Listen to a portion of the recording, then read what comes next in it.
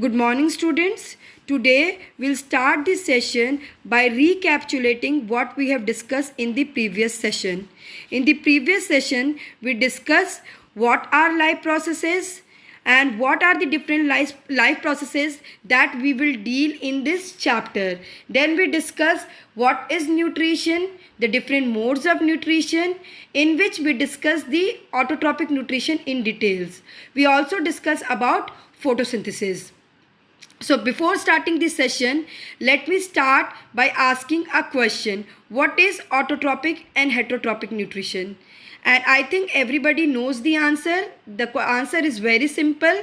Autotrophic nutrition is a mode of nutrition in which organisms cannot prepare their own food, whereas heterotrophic nutrition is a mode of nutrition in which organisms can prepare their own food. In this session, we will study heterotrophic nutrition in details. So the first topic we will discuss what are the different types of heterotrophic nutrition. The first important heterotrophic nutrition is parasitic. The second one is saprophytic and the third one is holozoic. So let us now discuss each one in detail. So the parasitic mode of nutrition is a mode of nutrition in which an organism depends on other organism and derives food from it. Example, lice and leech. My dear student, in this mode of nutrition, there are two organisms. One organism is called as host and the other organism is called as parasite. Now, let me explain this with an example. In your family, when somebody comes to your house, that member is called as guest and you are called as host. So similarly, the same thing happens here also. The organism which derives the food from the other organism, that means the organism which is living on the other organism will be called as parasite, and on which it is living, it will be called as host. So parasites are those organisms that derives food from the host, and host is the organism on which parasite lives. Now we'll move to the saprophytic mode of nutrition. Saprophytic mode of nutrition is that nutrition in which organism depends on dead and decaying organism for food. Now let me clear this with an example. The example is fungi.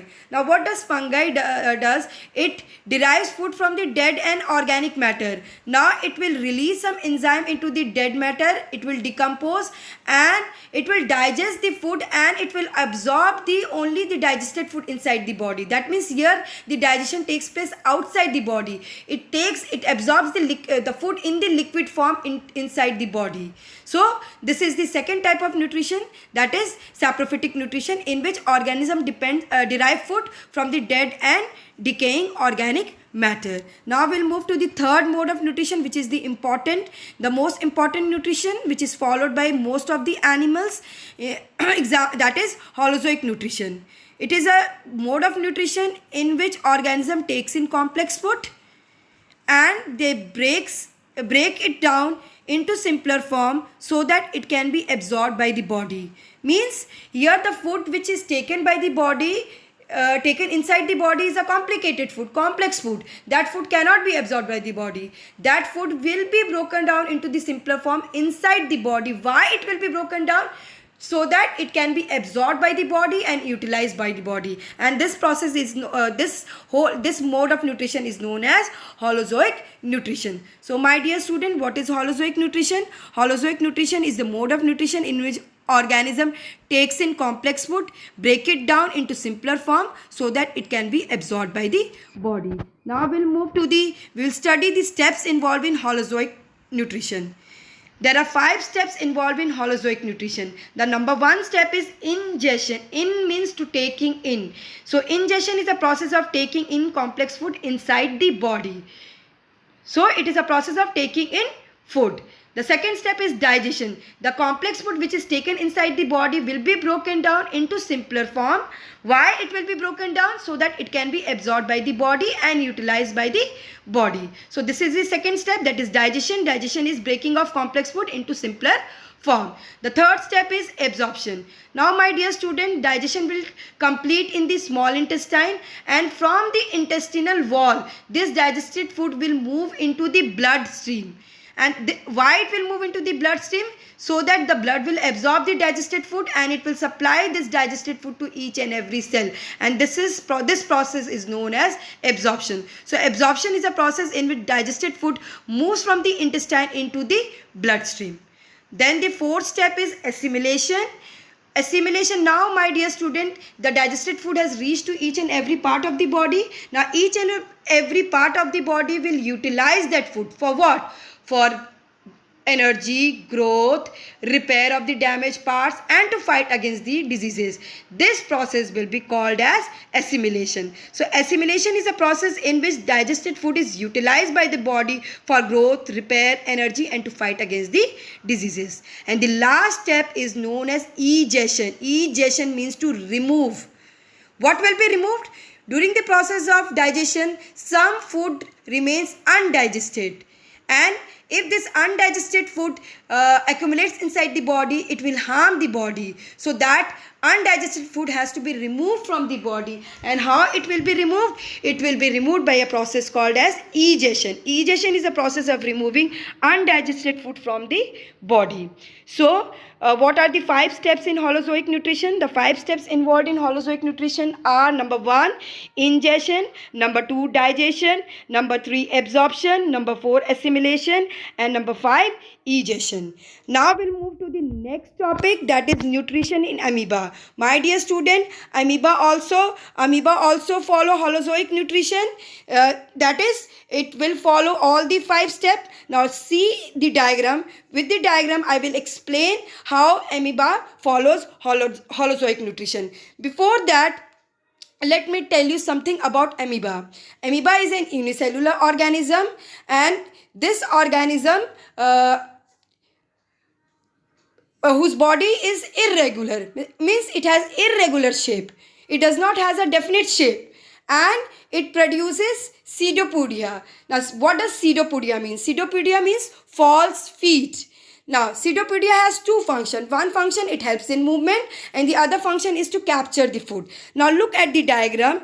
As soon as the amoeba senses the food, it starts developing pseudopodia, and pseudopodia captures the food. See the second diagram. The pseudopodia is capturing the food. So, this is the first step of Holozoic nutrition, that is ingestion. Now, then what happened? After the food is trapped, a food vacuole is created, and inside the food vacuole, digestive enzymes are present.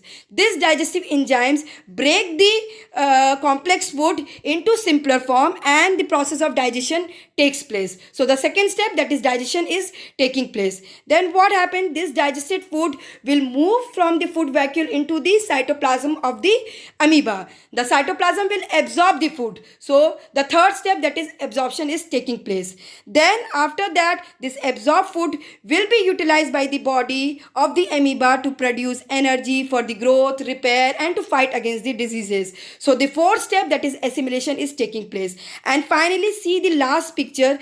What happens? The undigested food will move to the body surface, and it will be thrown outside the body. So this is egestion. So my dear students, amoeba also follow Holozoic nutrition. That means they follow all the 5 steps, that is ingestion, digestion, absorption, assimilation, and egestion. Now we'll move to the last part, that is nutrition in paramecium.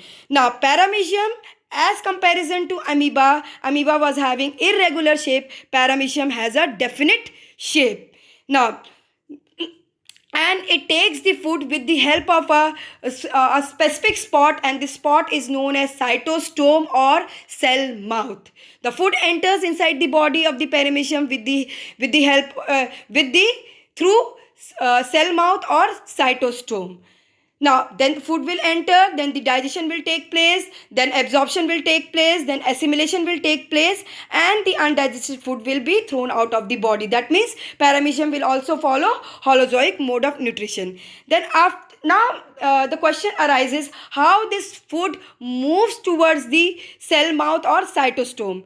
It is done by a fine hair-like structure which is present throughout the body of the paramecium, and this fine hair-like structure is known as cilia. What it is called, my dear student?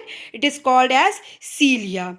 Now cilia, the movement of cilia helps the food to move towards the cytostome or cell mouth and the food enters inside the body of the paramecium, and the process of holozoic nutrition takes place inside the body of paramecium. So my dear students, in this session we discuss about heterotrophic mode of nutrition in details. We discuss the three types of heterotrophic nutrition, that is parasitic nutrition. Then we discuss about saprophytic nutrition.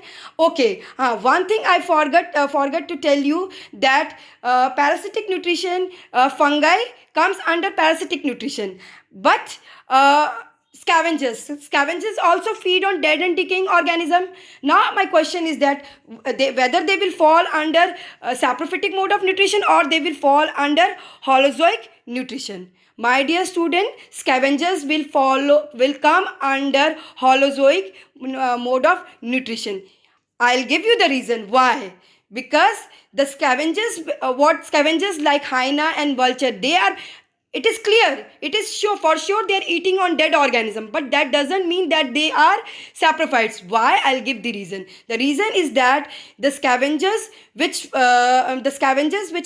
they are eating the food, that is a complex food. They are eating the dead, they are eating the whole complex food, and the digestion will take place inside the body, not outside the body, as in case of fungi. In fungi the digestion is taking outside the body, and the fungi is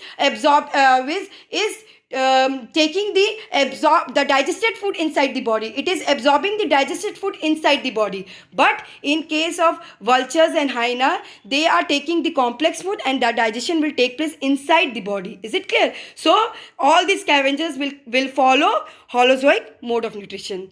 Then my dear students, we also discuss about nutrition in amoeba and nutrition in paramecium. So we discuss all the three types of heterotrophic nutrition in details. So my dear student, I am going to end this session. Thank you. Have a wonderful day ahead. Bye.